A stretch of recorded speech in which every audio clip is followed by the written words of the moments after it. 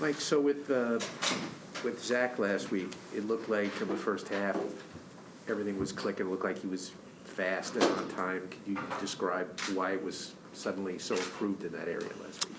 Yeah, he.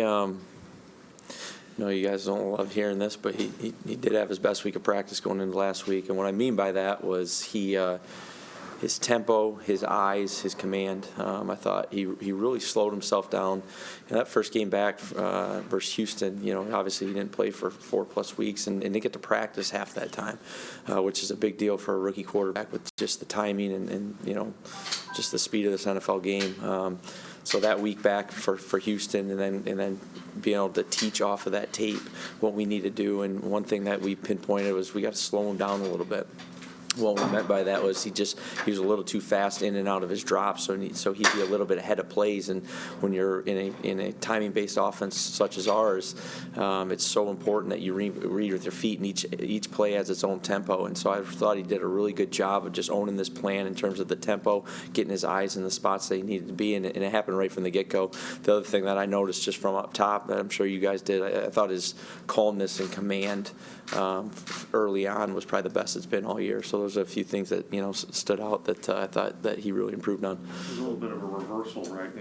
He had the good start, and then the entire offense wasn't as good in the second half. What did you see in the second half from him versus the first half? Yeah, we obviously didn't get to play as much as we wanted to. We had an opportunity to, we went 3 and out, and that was huge. We needed to get something going there, and we didn't. And credit to them. They're a good defense with, in my opinion, a good scheme. But I thought in the second half, we had the first down that we threw, a little bit probably too hard to a back and a little bit out of position right there.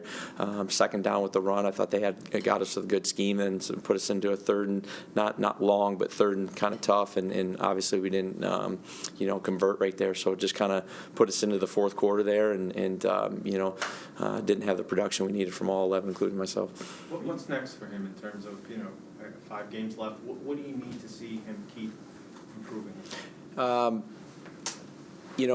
We're trying to keep the main thing right now, and the main thing is, like I said, the tempo, the eyes, and then just not overanalyzing anything. These schemes that these coordinators in NFL defense have, they're tough, and every week is something new, and you got to be able to take what you learned each and every game, each and every practice, and then continue to improve on those things, but also not, like I just said, overanalyze. And so for him, it's just, whatever the stats are going to be, if you're dropping with the right tempo, your eyes are in the right space or in the right place, and you're going through your progression, getting the ball where they need to, and within the timing of the play, good things and the results are going to happen. So for him, it's just each play, continue to do that. It's really no different than what I said in May. I mean, each play is a play of its own. Don't overanalyze it. Get the ball where it needs to go and go, and I'm sure the results will speak for themselves.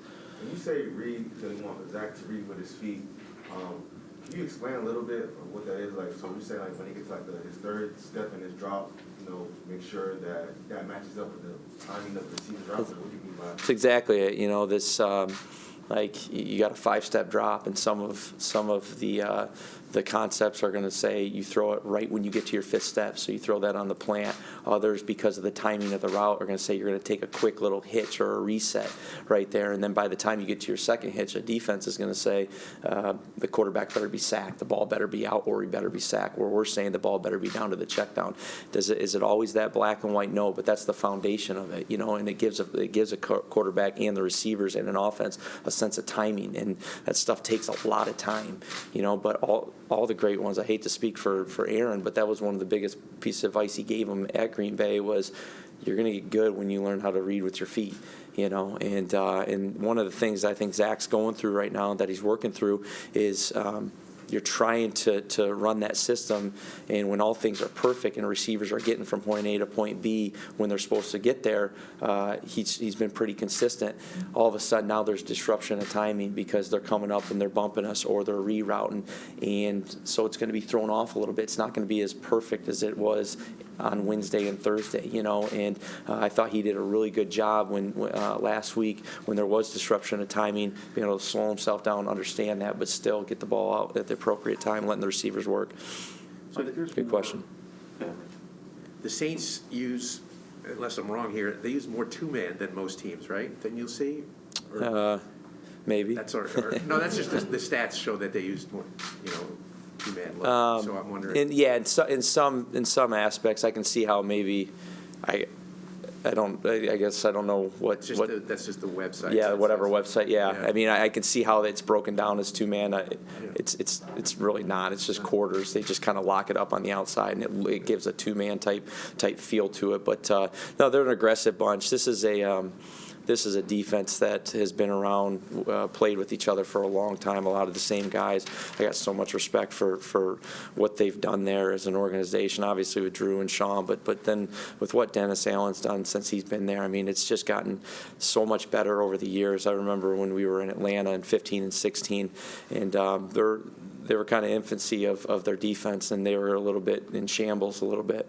And to see what they've done to build that thing up and do it through the draft, do it through the free agency and development, it's going to be a great challenge. It's a very similar, in my opinion, to Buffalo in terms of the talent, the scheme, and how those guys just play off of each other because they know each other so well. Just a ton of respect.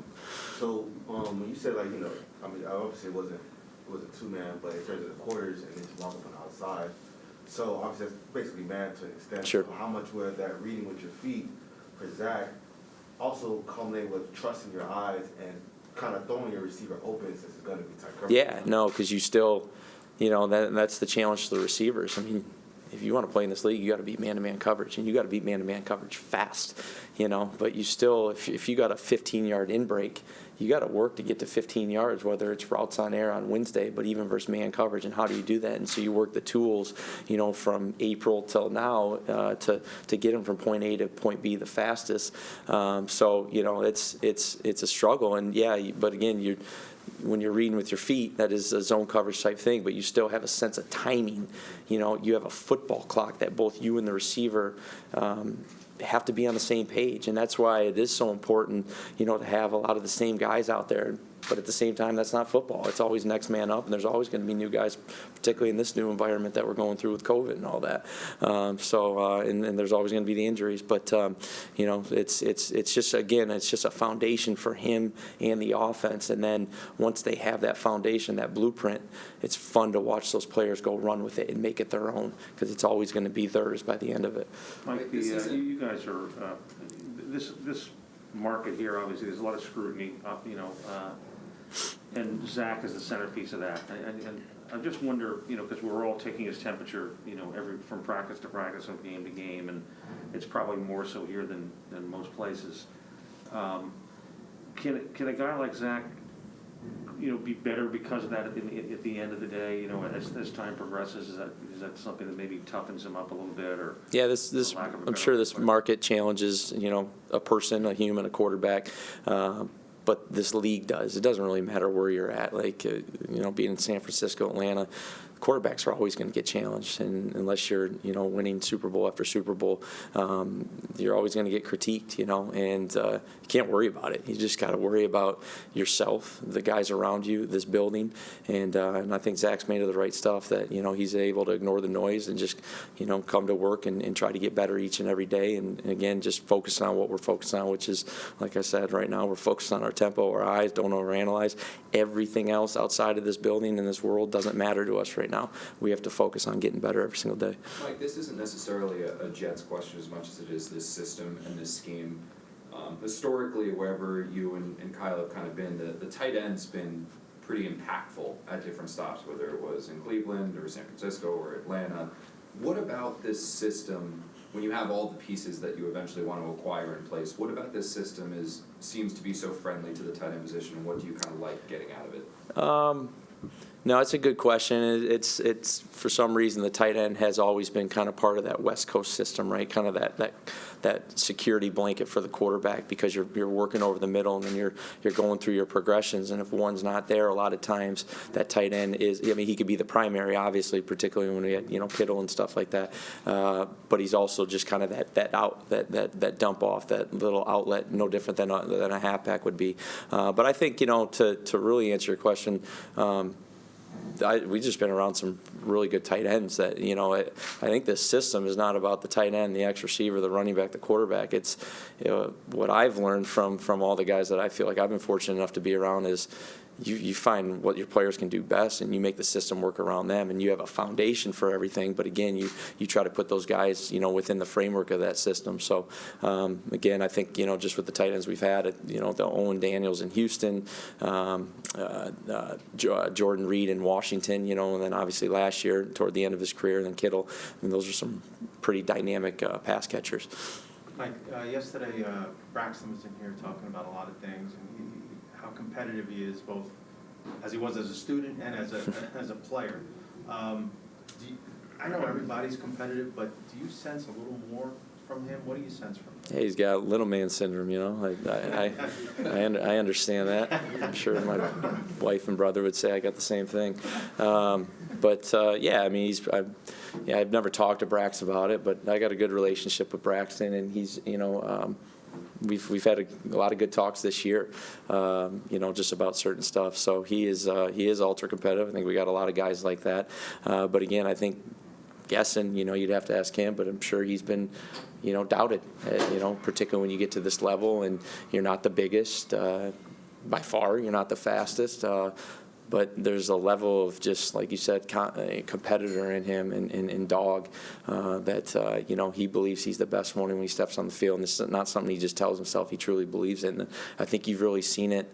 He's made a lot of plays for us, but just the Houston, when he took the cover 0, 50 yards, and then the kick return last week that set us off, like, he is hitting that, and that takes a different mentality. I mean, there's a lot of strong, tough dudes in this league, but people hit it at 98% sometimes, and you can see it, that there's still another inch or two. He's given everything he got every time he has the ball, and I think his best days are still ahead of him.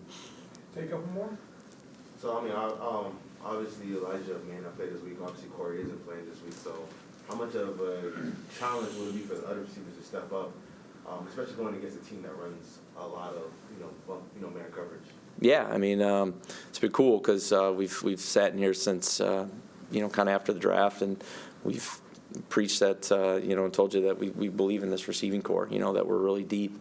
And, whether Elijah goes or not, obviously we know what's happened to Corey, but it's next man up, and it's always going to be that way, and it really doesn't matter. Anyone that's in this building, we got faith in. We're going to, try to coach them as hard as we can to get the best out of them, and we expect, the same back from them. So whoever steps on the field, we're going to run our system. We're going to try to put them in the best system possible, and we expect them to go absolutely play, their hardest.